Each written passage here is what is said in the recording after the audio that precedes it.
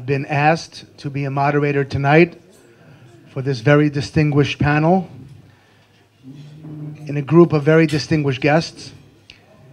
We come together the invitation of JP Updates. JP Updates is a news site, website featuring political news in the Orthodox Jewish community.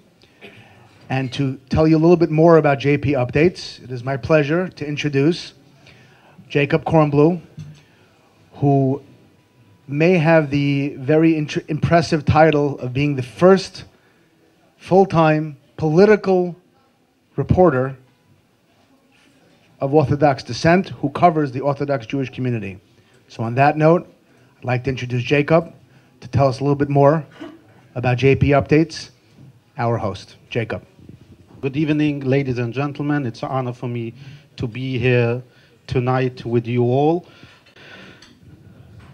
We come here tonight to hear some important people, but I just wanted to reflect on what our site does day in, day out, 24 hours a day. We have a dedicated staff. We have over 7 full-time employees in our office, monitoring live events, news. We cover local, state politics, national, and even overseas. And what we do is we do not hide behind penned names. We do not communicate just via email.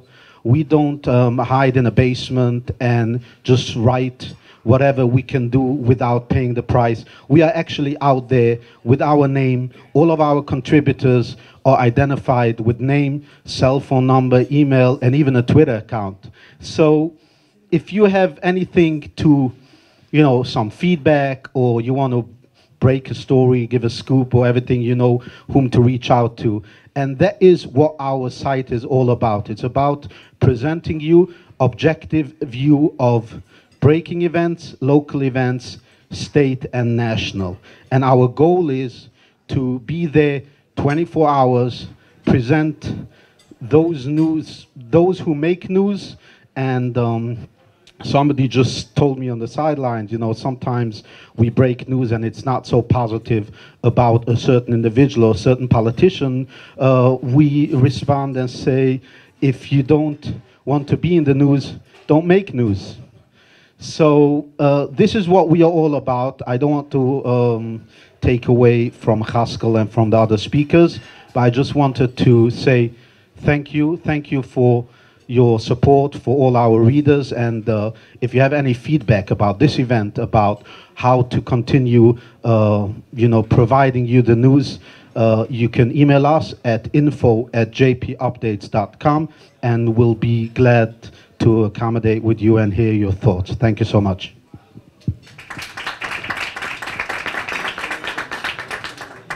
Thank you, Jacob. I focus my attention to all of you here in this room who are honored guests of JP Updates. Before I introduce our first speaker, let me tell you my thoughts on the events of the world and the events in our community, and speaking to the people here in the room tonight. A gentleman went once to his Rebbe and asked him to help him. He's having so much trouble in his life. Things are not going well. Disaster around him. Financial, personal difficulties. He doesn't know what to do. He's having such trouble in business. He's trying so many different ways to help his children's yeshiva. He wants to help the people on his block. The issues and the ails in his community pain him, and he tries all the time. And sometimes he fails. Oftentimes he fails. Rebbe, what should I do? Rabbi, what should I do? I can't live with myself. Personally, things are difficult. Communally, things are very difficult. I want to make a difference, and I don't feel like I'm making a difference. What should I do? And the Rebbe said to him, go to the back and say some psalms. Go to the synagogue. Stop trying so hard. Go to the back of the synagogue and pray. But Rabbi, what's that going to do? The world needs prayers. Go pray. And he listened and he went. Problems didn't stop. Phones didn't stop ringing. Problems of the community didn't stop coming. He went back to the rabbi, said again, Rabbi, I came to you for advice. You told me to go to the synagogue and pray. Sit there and say psalms, say Tehillim. Things aren't any better. I'm telling you, go to the synagogue and pray. The world needs your prayers. And he went again. The same thing happened. And he went back to the rabbi and he said, Rabbi, I don't get it. I'm missing something. And the rabbi said as follows, there are problems in the world, and God has chosen individuals to solve those problems. If they'd be easy, anybody could do it. The world also needs people to pray. You have to make a decision. What kind of person do you want to be? The world needs you to say prayers. And the world also needs you to solve problems. You have to decide. Sitting in the synagogue and praying, not for you, then deal with the problems of the world. That is your destiny. And hopefully you'll be making an impact. I talk to all of you here in the room, journalists, activists, esteemed professionals, people here without peer in their industry and their profession. You're all making an impact, each one of you in your own way. Sit in a synagogue and pray, or a church and pray. We need that too. The world is desperate for prayers. Let's let some people pray and let others do the work of the community. I salute all of you for the work that you do. Thank you. Give yourselves a round of applause. Tonight's topic, a very difficult, interesting, timely topic. Terrorism, legal issues, national security issues, and implications for Jews in America. We are very fortunate to have extraordinarily high-level presenters here tonight joining us at this program. I want to tell you, when I hear the word terrorism, what I think of. I am a Hatzalah member. One of the things that I do, believe it or not, for the last 22 years, I have had the privilege of being a volunteer EMT. My life and my worldview changed on September 11th, 2001. I will never, ever again look at the world the same way I did on September 10th. Impossible. Every time I go into an airport, I look as they make me take off my shoes and my belt and make me go back into security again and again. And if you're with Leon, again and again. And I say to myself, we won, but did we win? New York City, Ground Zero. I was there before the buildings collapsed. And for quite a long time afterwards, any plane that flew low caused me to break out in sweat. For a few months after, every time it thundered, I would get off my bed and sit on the floor. Terrorism affects America, unfortunately, in many ways. September 11th was dramatic. September 11th was world-changing. But make no mistake, America has been changed because of September 11th. In my opinion, our presenters tonight are experts in their field. They understand the legal ramifications of terrorism and crime. They understand the issues at hand. They understand the implications for Jewish Americans. For that, they are perfect for the title of our evening. It is my honor and my pleasure to introduce our first presenter. His name is Mark Mukasey. You know, Mark, I go around and tell everybody, I'm Dr. Bennett's son. My father's been going around telling people I'm Chaskel Bennett's father. I'd love to hear the dynamic between you and your dad, because I'm sure he tells people he's your dad. This guy's been riding on my coattails forever. I figured you and I have to talk. Our first presenter is an esteemed lawyer, a jurist in his field. He is without peer. He has been named the MVP by his peers in 2013 and 2014, if you're following those kinds of things in the law profession. But much more important, he went to Ramaz Yeshiva Academy, and he's one of our community. Somebody who gets it, went to Cardozo, Dartmouth College, somebody who is highly educated. His expertise as a partner in Bracewell and Giuliani, yes, that Giuliani, is as a former federal prosecutor and an SEC enforcement agent. Mark is defending high-level corporations in the white-collar crime world. He is an expert in securities fraud, antitrust violations, environmental issues, money laundering, bribery, fraud, and of course, tax offenses. It is with great honor and a privilege that I have the opportunity to introduce the esteemed lawyer, Mark Mukasey, to address this auspicious crowd. Thank you, Mark. A shorter way of saying that would have been to say that in the Dvar Torah, the guy that they talked about who steals, in private and has to pay double, that's the guy that I represent and charge a lot of money. So thanks for having me, and thanks to my old and great friend Ezra Friedlander for having myself and my dad here tonight. It's a true honor to be here. And I'll tell you a little bit about what I do and what I've seen and what I think, and then I'm going to turn it over to the smart guys. As our host said, I was a federal prosecutor for many years. I investigated and tried terrorism cases both before and after September 11th. After September 11th, I went to Europe for about 6 weeks with a joint terrorism task force of the NYPD, the FBI, and some agencies that I don't think I'm allowed to mention right now,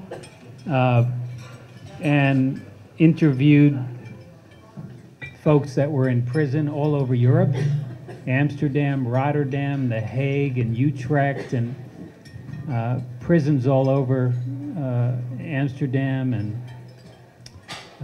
other places, and really came face to face with the people that were responsible for September 11th, faced the legal issue of, are these people supposed to be arrested like criminals, or are they supposed to be prosecuted like enemy combatants, which I think, thankfully, at this point has been resolved in favor of the latter.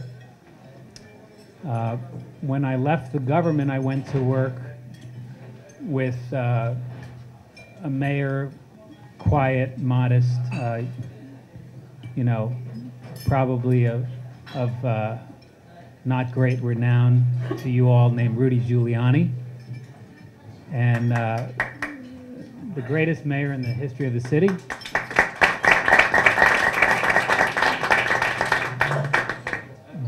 A great, great friend of Israel, who has been to Israel over 20 times. And to bring this home, about 4 weeks ago, Rudy and I went to, maybe 5 weeks ago, we went to Israel. And now he's been in Israel after the Jerusalem bus bombings, in support of every prime minister. And we went to Israel. It was actually the first week of February, because we watched the Super Bowl at 3 o'clock in the morning in Israel, in the Tel Aviv Hilton. And we sat down with the prime minister, who was involved, obviously, in a vicious re-election campaign against the guy that went to high school with me about 4 years ahead of me. Herzog was about 4 years ahead of me in high school. And we sat down with Bibi, and Rudy and Bibi respect each other because they're both what they used to call, in the old mafia movies, wartime consiglieres, right? They've both been through the battles, and they've both led their people through the battles. And for me, a relatively, young lawyer sitting next to these two great warriors,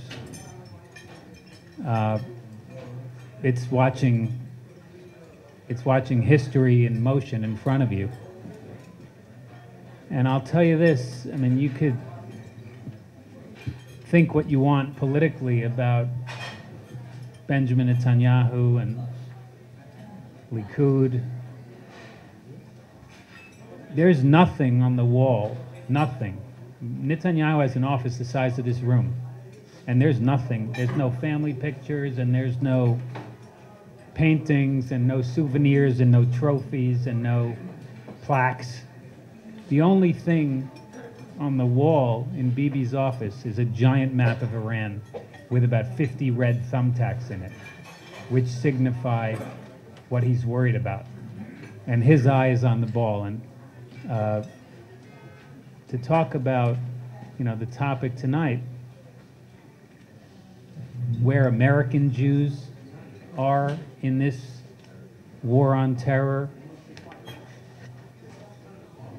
I think Bibi was fully confident that the American people are with him, and the American people support Israel, and the American people support being vigorous and offensive. Unfortunately, I'm not sure that everybody is as confident in the current administration and where they stand on it. And you're reading articles today in the Wall Street Journal. But he is a warrior, and I think Mayor Giuliani and my father and other like-minded people will stand with him in this war on terror. And all I can do from my spot as a lawyer in Mayor Giuliani's firm and a poor poor attempt to imitate the accomplishments of my father, who presided over one of the World Trade Center bombing cases, and obviously as the Attorney General of the United States, try in my small way to continue that and to carry that on and to serve, your community, the greater Jewish community, the American Jewish community, with vigor. And there's an article, I think in the Times, an op-ed piece. Anti-Semitism is higher than it's ever been in Europe, and in the Middle East, and in the United States. And I think it's incumbent on all of us, private citizens and elected officials, to be as vocal and vigorous as my father and Mayor Giuliani and Bibi against that. And I'm going to turn it over to the moderator again, but I appreciate you having me, and if there's ever anything that I can do for you or our law firm can do for you in any kind of controversy or problem related to these issues or other issues, please don't hesitate to give me a call. And Ezra, I once again want to say thank you very much, and you're a great, great friend. Thanks.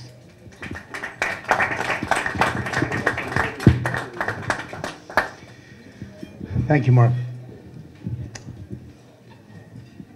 In trying to figure out the correct, most appropriate way to talk about the issue that we're about to really get into, I had heard something a few months ago describing what it felt like at Kibbutz Yad Mordechai. Look it up. Israel is no stranger to terror. Israel has been no stranger to wars. But at Kibbutz Yad Mordechai, there was a stand held against an Arab onslaught that goes down in the annals of history as one of the harshest, most terrifying times in Israel's history. And someone who was there and lived through that moment in history the Arab onslaught, really defenseless Jews, was quoted as saying the following: "As much as one can withstand, we withstood." Before I get into the different professional accomplishments of our speaker,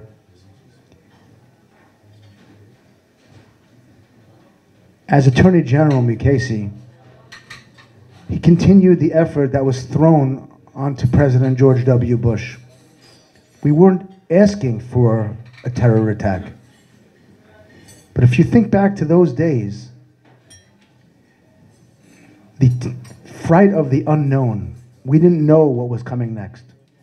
New York City came to a standstill. I remember not being able to get through the Brooklyn Battery Bridge. If you wanted to get into Manhattan from South Brooklyn, you had to go through the Brooklyn Bridge. They wouldn't let anybody in. Only if you had ID and you were able to get through to downtown. Every time there was a terror incident, and there is a terror incident anywhere in the world, NYPD goes on high alert. It's a brand new world out there, and we're living in it. New York City, to a great degree, withstood all that we could withstand. And we came through the other side. And that is due to the tremendous, extraordinary leadership at the time, both of Mayor Giuliani, Governor Pataki, and George W. Bush, his Justice Department, which was continued by Attorney General Mukasey. We are indebted to you, sir. We are indebted to the leaders of America during that period.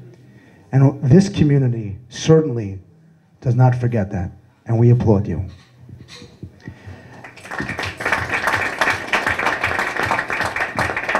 Michael Mukasey, born to a father who was born in Belarus, place I actually was, had a very extensive Jewish community. But Mike Mukasey was born in the Bronx, Leon. Just like my dad. Michael Mukasey also attended Yeshiva, the Ramaz School Academy, graduated Yale Law School in 1967. Was a practicing lawyer for 20 years, 4 years as an assistant U.S. attorney, where he worked for none other than U.S. Attorney Rudy Giuliani. And he has been a professor for many, many years during this entire time in his life as a professor at Columbia Law School. In 1987, President Ronald Reagan nominated Mr. Mukasey for the Federal District Court. He was confirmed and served with distinction for 18 years, including a tenure as Chief Judge for 6 years. For most people, Judge, that would be wonderful. Wow, unbelievable, what a career. While on that court, he presided over the criminal prosecution of several high-profile cases. Of note for this conversation and for this group, he prosecuted Omar Abdel Rahman, whose mosque is not that far away from where we sit here today on Foster Avenue, as well as El Sayed Noser, who Judge Mukasey sentenced to life in prison for a plot to blow up the UN and other New York City landmarks as an investigation coming out of the first World Trade Center bombing. In September 2007, he was nominated by President Bush to become U.S. Attorney General. In November, he was confirmed by the Senate. Yes, he was confirmed by the Senate. All those who are following JP updates, there's a battle going on right now for that. Just when we thought he was going to make some money. Yeah. Just when he was out, they pulled him right back in. At his nomination press conference with the President George W. Bush, Mr. Mukasey, Judge Mukasey said the following, and listen well. The task of helping to protect our security, which the Justice Department shares with the rest of our government, is not the only task before us. The Justice Department must also protect the safety of our children, the commerce that assures our prosperity, and the rights and liberties that define us as a nation. I have been an admirer of yours, Judge. I have watched your career. We all have. You are a source of enormous pride for our community, a Bronx boy who certainly made good. Attorney General Judge Mukasey.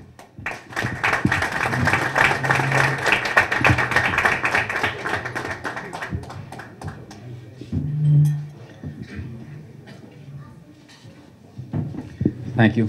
I want to thank Hotzko Bennett and my good friend Ezra Friedlander for having me here tonight. It's really both a pleasure and a distinct honor to be in this group. A pleasure for the quality of the company and an honor for the quality of the people who are here. Let me start with two representatives of the NYPD, which I will tell you folks should be a source not only of pride but of great assurance and security. The New York City Police Department has the best counterterrorism operation in the United States, outside the federal government, and sometimes including the federal government. And as somebody who served in the federal government,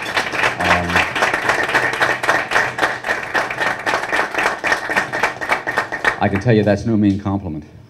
They don't only serve here, they have people all over the world who are keeping track and keeping pulse of what enemies and potential enemies of the United States are doing. And for that we owe them, they literally never sleep. For that we owe them a deep debt of gratitude. I want to talk to you a little bit about the phenomenon. First of all, it didn't start, you should know, on 9/11. It didn't start in the 2000s. It started from the standpoint of the United States, although we didn't know it, back in the mid to late 1980s, when people inspired by the Muslim religion started training to commit acts of terror in this country. One of them committed such an act. al-Sisi Nosair murdered Rabbi Meir Kahane. At the time, the New York County District Attorney said it was the lone act of a lone gunman. It was neither. In point of fact, he and others had been training for months, maybe years, to do what they did. And in fact, when the videotapes that were taken that night of Meir Kahane, he was shot after delivering a speech at a hotel in Manhattan. When the videotapes of that speech were reviewed later, when the government realized what in fact had occurred, one of the perpetrators of the 1993 Trade Center bombing, what we now know as the first World Trade Center bombing, was in the hall that night. And another was driving a cab in which Nosair was supposed to have made his escape. It was all part of the same plot, and it was ongoing. They planned to blow up eventually after the first Trade Center bombing, which was one of the motives of which was to try to free Nosair from jail. He had been convicted of a weapons charge in connection with the murder of Rabbi Kahane. After that, one of the motives was to get him out of jail. That was one of the purposes of the 1993 Trade Center bombing. After that bombing, there was yet a further plot to blow up Holland and Lincoln tunnels, the George Washington Bridge, and, as was mentioned on the tapes that were played during the trial, to plant a bomb on 47th Street, where, according to the plotters, we'd be able to kill a lot of Jews.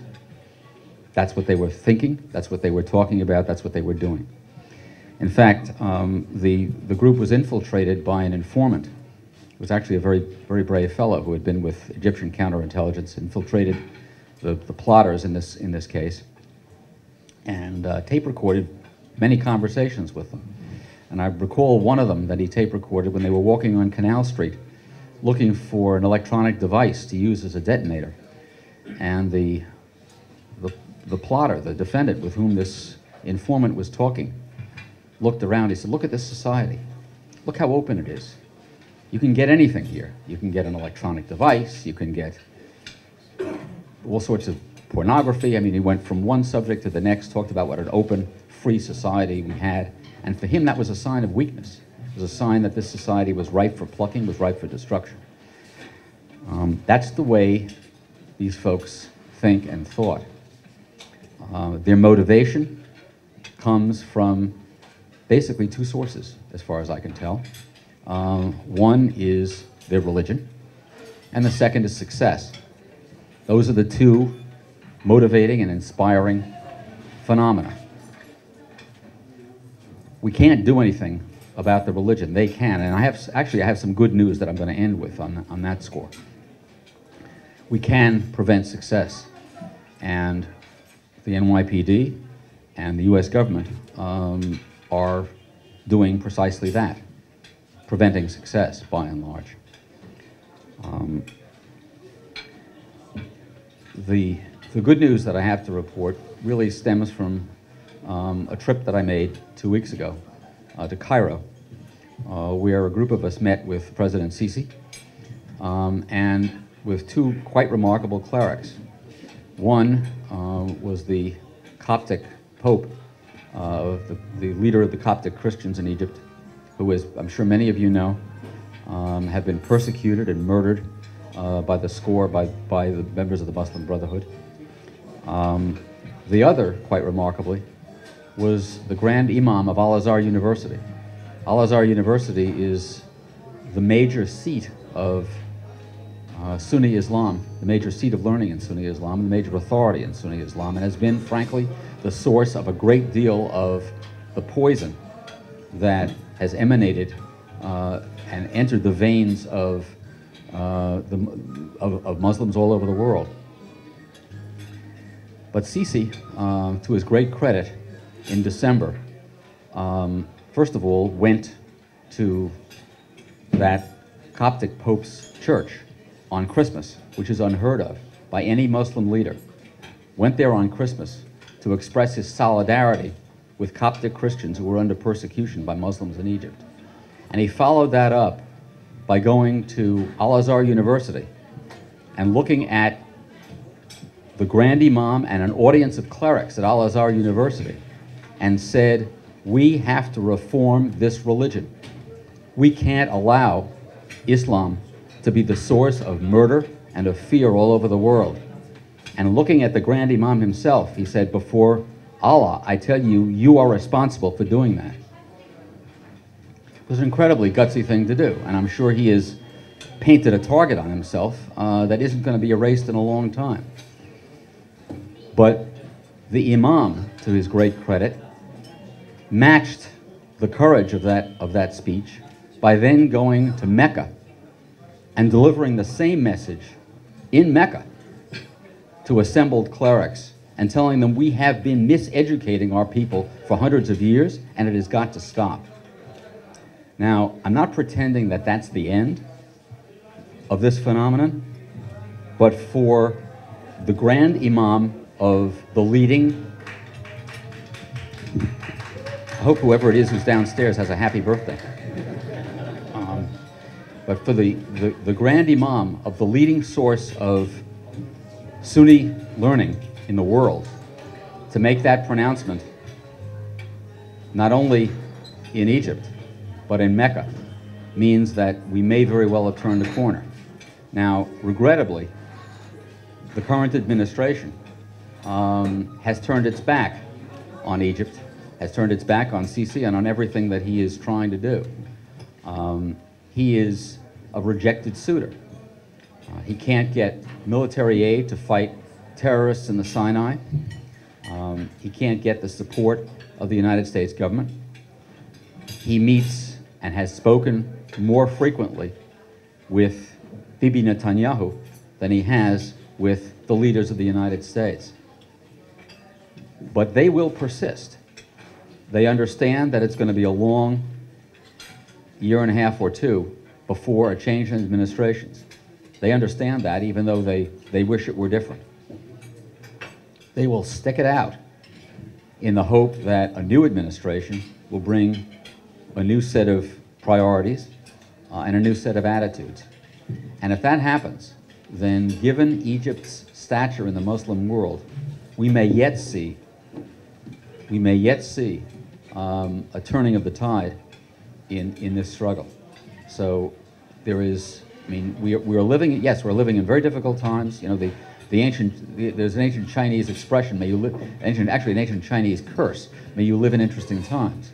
We are living in that curse. We are living in interesting times. But if we hang on and stick to our values, stick to our views, and stick to common sense, there may be a way to turn the tide. With that, I'm going to stop, and I could probably stand up here all night and talk about this subject, and not answer the questions that you have. So I'd rather take your questions than simply stand up here and orate.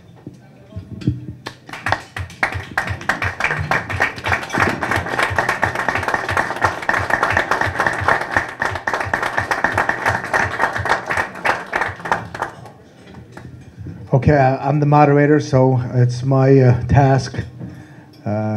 Now, I know all of you, and none of you are shy when you're complaining to me about something that's wrong in the community. So please don't be shy here.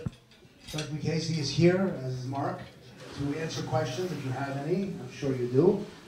And I'm not sure I know all of your names. The gentleman would like to ask the first question, I do.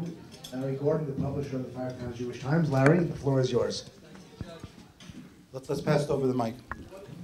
Excuse me. What's the agenda of the Obama administration? What motivates them? The question is, what motivates the Obama administration? Regrettably, I'm a lawyer. I'm not just the kind of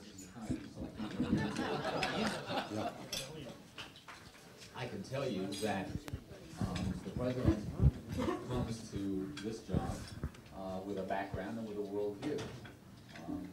He is steeped in learning of a man named Saul Alinsky, whose view of this country was as of something to be confronted rather than something to be supported.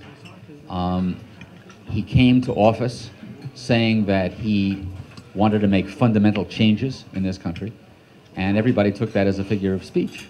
It was not a figure of speech. He really meant to do it, and he means to do it. It's not as if we didn't have advance warning. We have plenty of advance warning if you listen to the words and not simply to how lovely they sounded. So that, I think, is what he's about. He's about reversing the priorities of this country. He's about diminishing the stature of this country in the world because he believes, as Alinsky did, that the United States, rather than being the principal defender of peace and tranquility in the world, was actually one of the principal problems in the world, and if only the United States had a smaller footprint, things would be fine. You know, he famously said that we weren't going to be the world's policeman. What that means is that we are now living in a neighborhood, the world, that has no policeman. And nobody here, and I'm sure that the folks at the NYPD will back this up, nobody here wants to live in a neighborhood that has no policeman. Yes? First, I want to commend the police. As I understand, they have policemen in 14 different countries throughout the world. Whenever anything happens, I get complaints from the Justice Department with the comparison there. The New York City police were there before. Sisi is turning to Russia. It really doesn't bode well for Israel, because at the end of the day, Russia may speak, here and there, but they're not really a friend of Israel. Will that change become permanent, or is there a chance when there's a new president that things will turn and go back? The question was that Sisi, because he's had the back of the United States turned on him, has been flirting with the Russians, and in fact entertained Putin in Cairo and had pictures of him up all along the road entering the city. That's a flirtation. That's all that is. Putin is, I should say, Sisi is a very smart man, and said flat out, "You may turn your backs on us. We're not going to turn our backs on you." So I take the man at his word, because he's not a stupid man. He didn't get where he is being a stupid man, or somebody who makes silly choices. And Russia is a declining society, a society that's going to decline further and further, even as the kleptocracy goes on in Moscow. He understands that, and he will wait it out. How about Abe Friedman, who's a representative for law enforcement, he's a chaplain in our community, who works very closely with federal, state, and local law enforcement. I would like to ask the judge a question. Thank you so much. And as we know, Haskell mentioned and Leon, the NYPD has an extensive unit, the Counter-terrorism unit, who we're going to hear how they work and how they get their intel and then feed it out to the community and know how to act accordingly. My question to you is, when something happens in the world, do you feel that the EU does enough to combat anti-Semitism around the world when it comes to an incident against the Jews in general? I think by the EU, I take it you mean the individual countries in the EU, because I regard the EU as simply a state of mind, not actually an entity. And the short answer is no. The EU consists largely of countries that have lived since the end of World War II under the protection of the United States nuclear umbrella and military umbrella generally, which has allowed them to trim their military budgets virtually to zero, even as they criticize us occasionally for being boors and for being a militaristic society, even as they are protected by it. They also, of course, have a substantial immigration problem, a substantial problem with their own Muslim populations, and they don't have the spiritual fortitude to maintain their values. Churches in Paris are principally museums. Same is true for London, the same is true for Brussels, the same is true really all over Western Europe, less so in Eastern Europe, more so in Western Europe. Whether they will survive or not as the kinds of societies that they are, I think is really open to question. So that's why, do they do as much as they could? No. But they are running scared as well. Next question from Barry Spitzer, who's the district manager of Community Board 12 right here in Borough Park. Barry. You can have two questions. Here's the microphone. First question I'll direct to you is, since the administration is signaling a change in policy at the UN, do you think that even with a new administration that will have a different foreign policy, will it be too late to turn back the clock if certain resolutions are passed in the UN supported by the United States? Look, at the UN, such as it is, it's never too late for anything, either good news or bad news, because there are drastic limits on the degree to which the United States will back some of the crazier efforts of the UN, and the United States is still the world's only superpower and supports the United Nations. So is it going to be too late within 2 years? I don't think so. That was the question. And I have a question for you. The UN is basically the UN is the least of Israel's worries, in my view. You mentioned when you spoke that the question of enemy combatant versus criminal prosecution has been answered, and it's been answered on the side of enemy combatant. My question is twofold. First of all, the signals from the Obama administration is signals the other way, because he still wants to close down Guantanamo Bay, and where are all those going to be tried? And second of all, just a couple of weeks ago, the person that was trying to join ISIS was brought to federal court in Brooklyn, versus being tried by being treated as a criminal combatant. So really, I mean, the judge was on ground zero for these kinds of discussions, but You know, I will say that I think that most of this country and most reasonable thinking people don't believe that if you join ISIS or you are a, you're operating as part of some ununiformed army, that you ought to get to be tried with due process in a criminal court. I think that the way we handled the '93 bombing, the way we handled the blowing up of the one of the flights of Air Philippines flight, maybe it was, right? And the way we handled the bombing of the USS Cole and Khobar Towers, that was appropriate for what was then. And I think we need to wade our way through, what does it mean now? If an individual gets captured, what does it mean if an American gets captured? I would like to believe that reasonable thinking people understand that this is now a war without uniforms and a war without formal boundaries and borders. I don't think this administration feels the same way. I think that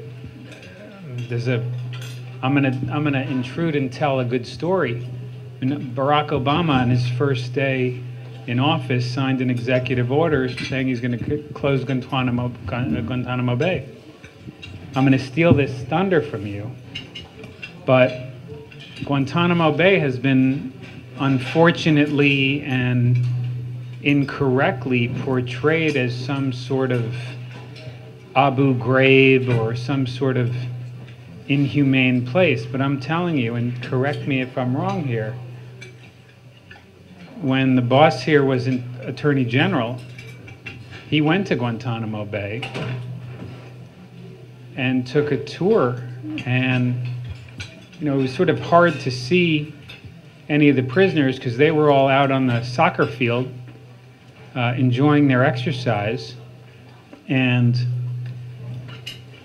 the prisoners that you did see were throwing bodily fluids and excrement at the guards. And the guards were doing nothing other than trying to maintain a peaceful and humane environment. And when Judge Mukasey got to the prison cell of right, KSM, Khalid Sheikh Mohammed, the mastermind behind 9/11, he peered into the cell and he saw that Khalid Sheikh Mohammed was not there. The only thing that was in Khalid Sheikh Mohammed's cell, besides his television and his books and his bed and his clothing,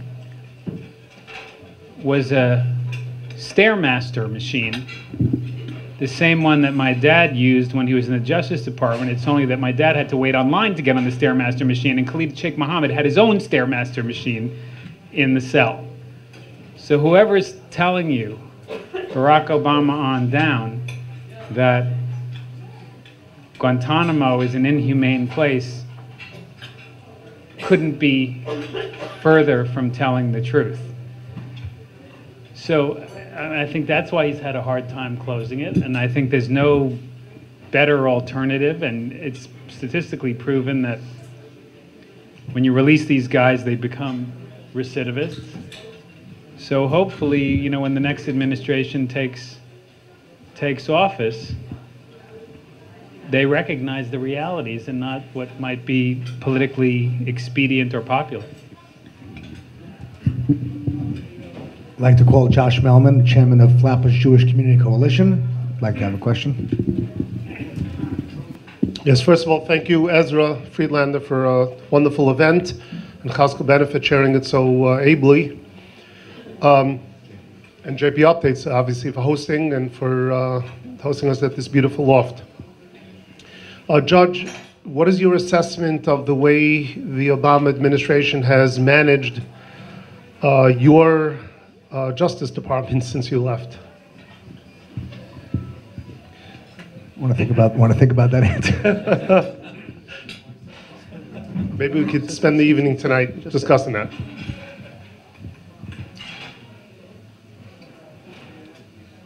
Maybe have a drink. Take your time.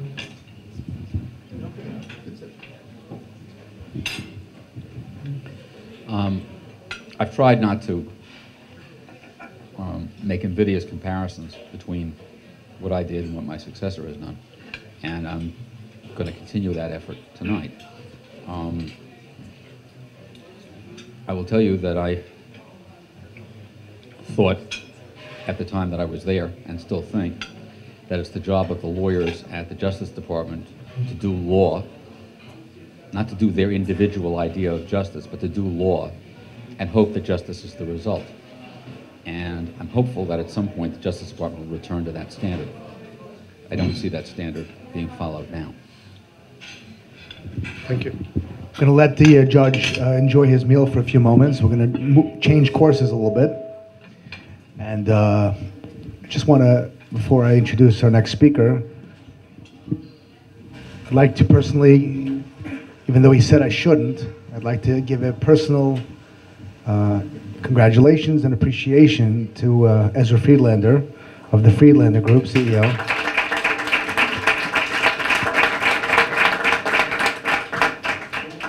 Who continuously meets and exceeds all expectations of his clients. So thank you, Ezra, for inviting us and for making sure this happened a little bit away. Okay. New York City's citizens are extraordinarily fortunate. We're fortunate to live in the greatest city in the world, a city that has been so warm and accommodating to the Orthodox Jewish community, and a city that is defined by its citizens. But it is also defined by the NYPD. The NYPD, through Herculean efforts, has created an ability for New York City to be called in our lifetime the safest big city in America. That is due to the heroic efforts of the men and women of our New York City Police Department.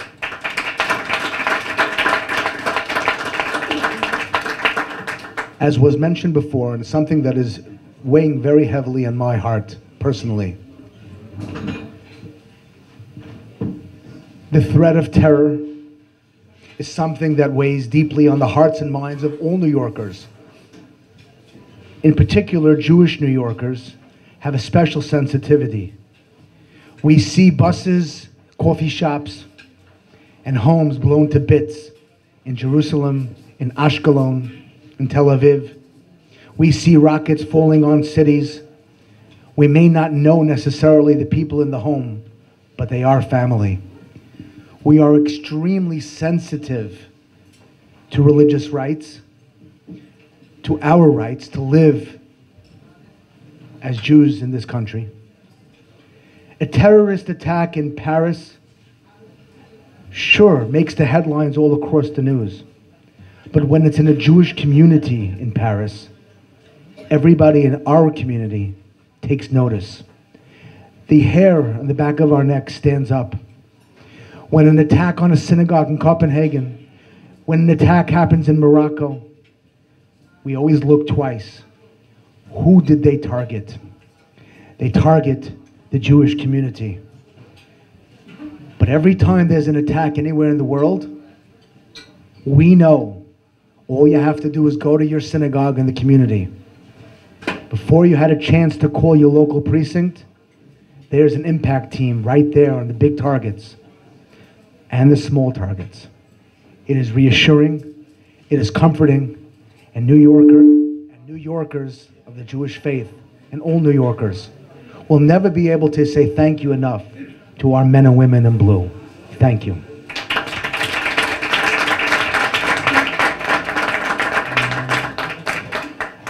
Our presenter tonight is Inspector Phil Van Gosten, who's an NYPD counter-terror expert. Our topic is very timely. I thank Rabbi Friedman for making this happen on this end. And Inspector, please come up to the podium. I'll bring it to you. Not gonna come. You gotta come here. It's okay. It's okay. I'm not falling.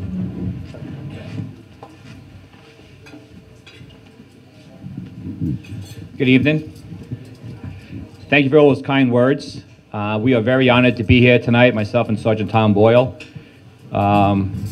These impressive speakers before me and these impressive guests, so I want to thank you for including us tonight. I know that Mayor de Blasio and Commissioner Bratton continue to keep counterterrorism as a very important piece of what we do. Since the mayor and the commissioner came in, they are tweaking us a little bit, which is the world changes.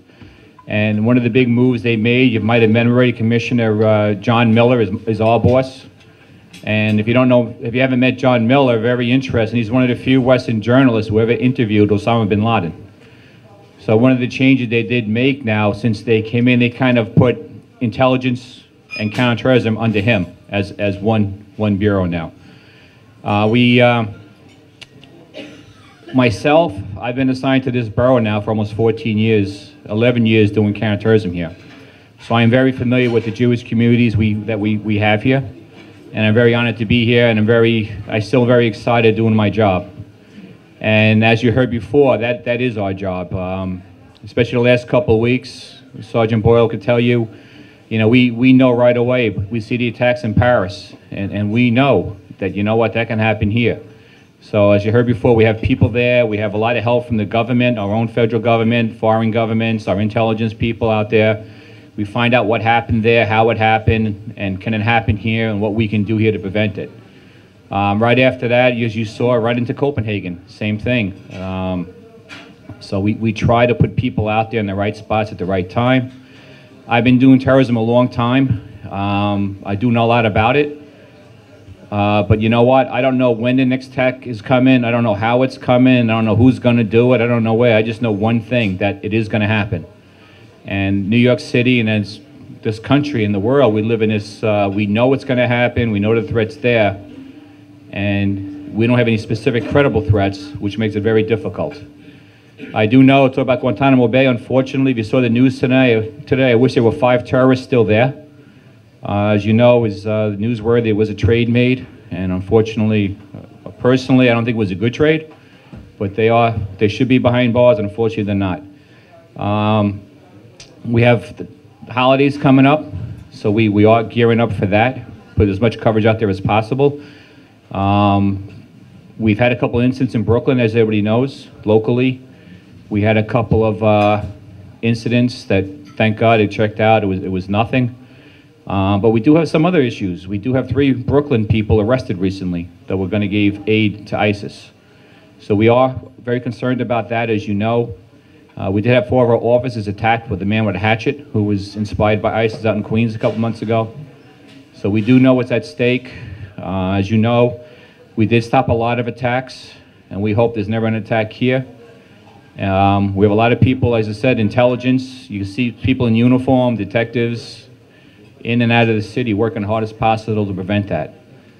I want to thank you for inviting us and including us tonight, and very honored to be here. Thank you.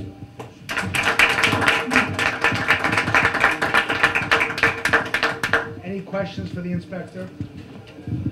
Leon. We stopped a lot of the intelligence in the Muslim community, with ISIS really reaching out tremendously as they are on the web and really inciting. Was that a mistake? The second part is, one of the things that we've been asking from the city, we feel that we're a very soft and open target. The terrorists want to get Israel and they want to get the United States. By getting a Jewish institution, they accomplish both.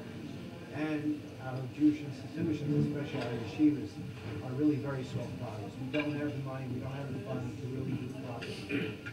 Most yeshivas here in Brooklyn, if they have security laws, they've done well.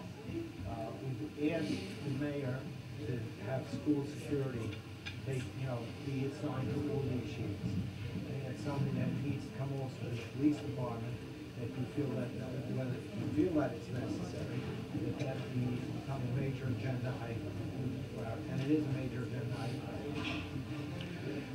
You know, that's what helps us become a, you know, we hear a lot of, thank you for the compliments, but what helps us become a better police department is the support of the politicians, the leaders, and the community. And one of the things I know that I have done, and I've done recently, is we want everybody to be safe. And one of the things we do in Brooklyn, we've had some seminars with a lot of the school principals, a lot of private schools. And from there, we're willing to go into each school individually and go over their security with them. And one of the things we're looking at is not sometimes, listen, we've had, in 770, we were there, we had a police officer outside the place and someone still got stabbed inside 770. As you know, we went in there, we wound up shooting and killing that individual. But one of the things we recommend to everybody, and I go into some of these schools, there could be 75 staff people there. And the first thing I ask is, what is the plan? And we usually find, unfortunately, there is no plan. And one thing I like to say is that you have 75 people who are paid employees. What is their role in protecting the school looking for this? And all it really is just a mindset. Tell people what we're about, what they can do to help themselves, to help us, help them. So we've done that. A lot of schools, we've done several schools this week. We're doing a couple next week. We continue to work with that. We know that, you know, schools, public schools have school safety. We know the private schools here don't have it. As you know, that's above my pay grade of those decisions. But what can we do now? We could do that now. What can you do at your own school? And you'd be surprised. What we tell all the schools and houses of worship, everybody, to really protect your institution, the better you are keeping people out, the safer you're going to be. And all it is sometimes is using one entrance, making sure the door is closed. You'd be surprised. We go to locations, oh, everything's secure here. I walk around the building and all the doors are open. So if you don't believe in security, if you don't have it 100% of the time, you really don't have security. So I know that's issues, and we've been well received. So again, I'll give you my number. Anybody wants us to do it, we'll do it. We're more than glad. Any other questions for the inspector? Thank the inspector for the forum he gave in our community in Flatbush, the principals and the teachers. And not only that, but for handling a very professional false alarm, thank God. 2 weeks ago, we called on a Thursday, Friday. The chief and you were together, and you responded immediately. There was a Mir Yeshiva right across the street from where the first, it was Shabbos. It was a separate incident, right across the street where someone was taking pictures.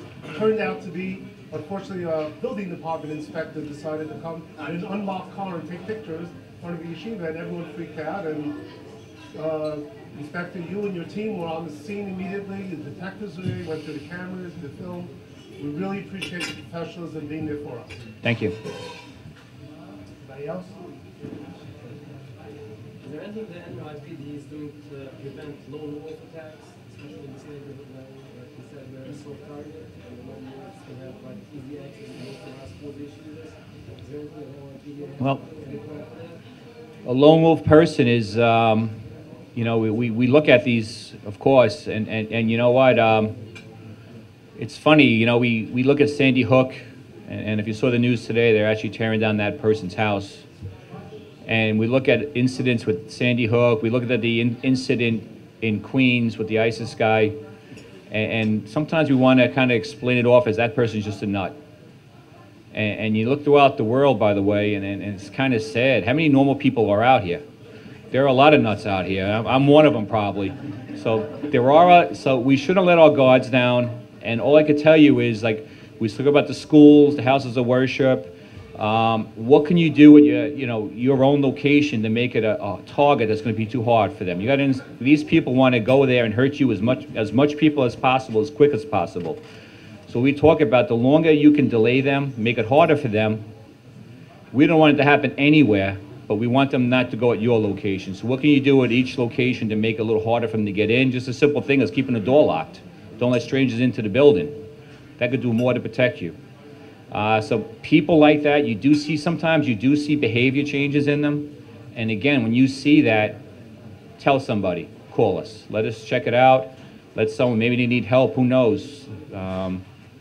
But that's a big fear of ours. We know that. Thank you, Inspector. I also would like to recognize Sergeant Tom Boyle, also of the NYPD Counter-terrorism unit. Thank you for enhancing our evening tonight. Before we continue, I would like to wish a happy birthday. We all like to wish a happy birthday to Mrs. Silber. This is Miriam Silber. Happy birthday. Rabbi Yerucham Silber of the Borough Prague Jewish Council. This does not qualify as taking her out to dinner. You owe her a dinner. Before we conclude, I would like, sorry Judge, something that's weighing on my mind, and I have one of the greatest legal minds in our country right here. And so I'd like to ask you a question, something that's been on my mind. Iran, biggest world sponsor of terrorism. America is about to embark, from all reports, on a tragic deal with a known terrorist sponsor. 47 senators, Republicans, did something that none of us, that I could recall, did something very interesting, unique. They wrote a letter to a foreign government.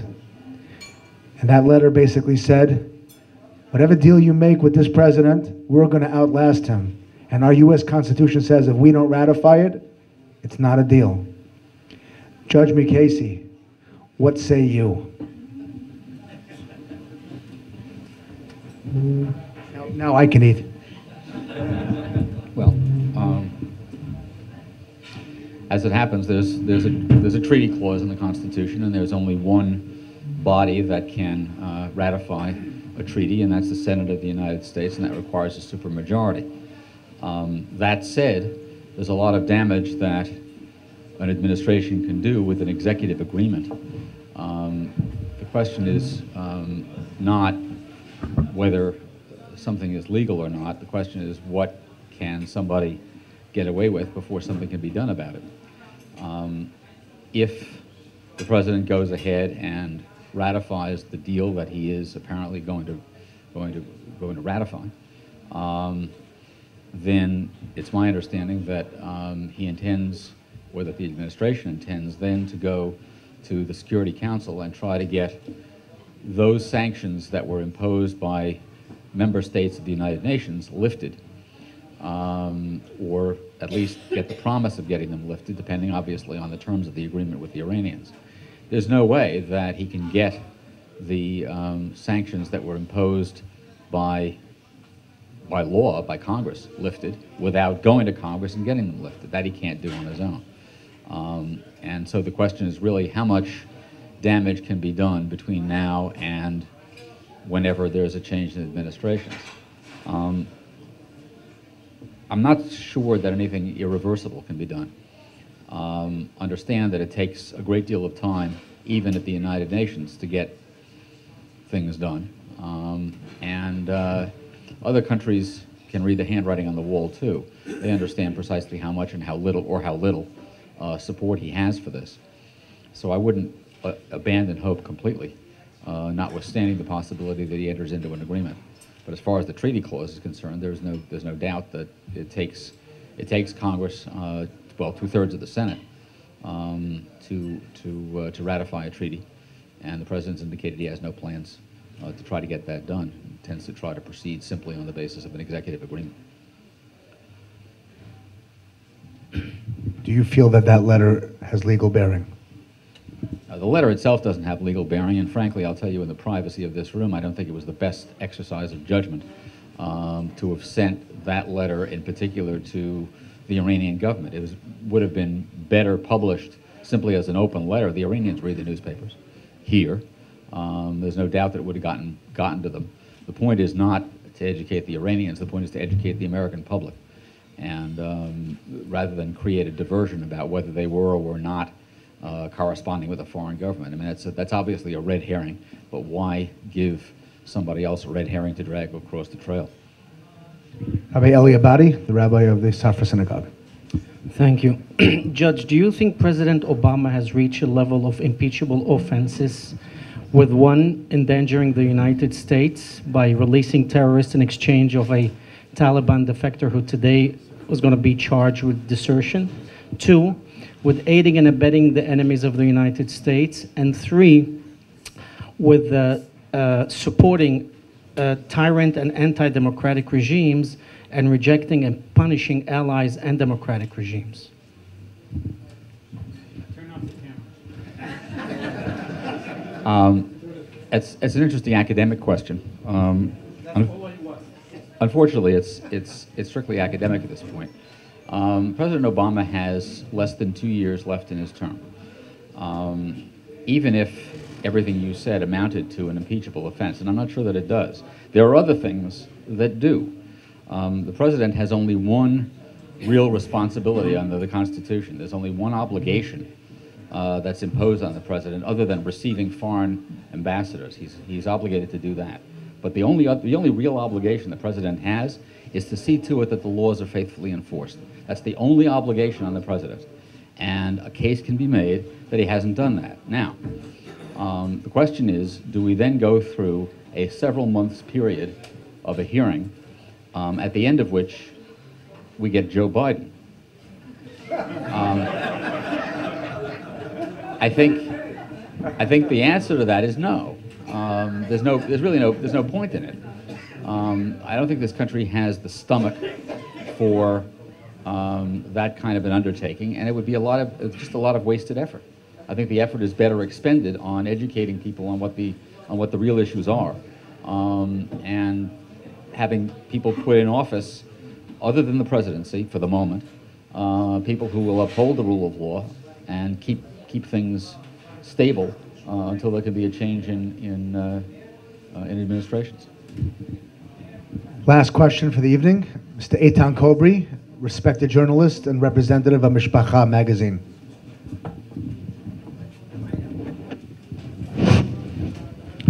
Thank you. Judge, for a little change of pace from national security, can you speak to whether during your tenure you had involvement in discussions regarding grant of clemency for Jonathan Pollard, and if so, what your involvement was? And the second part of that is, although I know that the Shalom Rubashkin saga unfolded after you stepped away from your watch, I know that there are several attorneys general, I believe, former attorneys general, who are on record as believing that that is one huge miscarriage of justice, and if you can speak to thoughts you may have on that as well.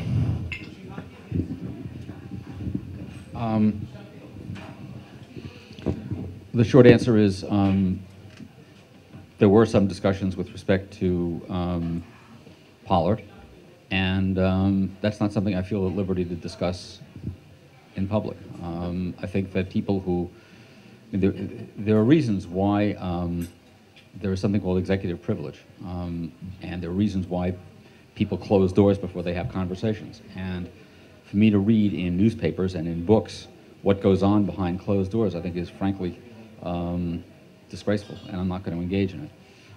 So far as Rubashkin, I don't know the details of the case, and I can't really express a view about it.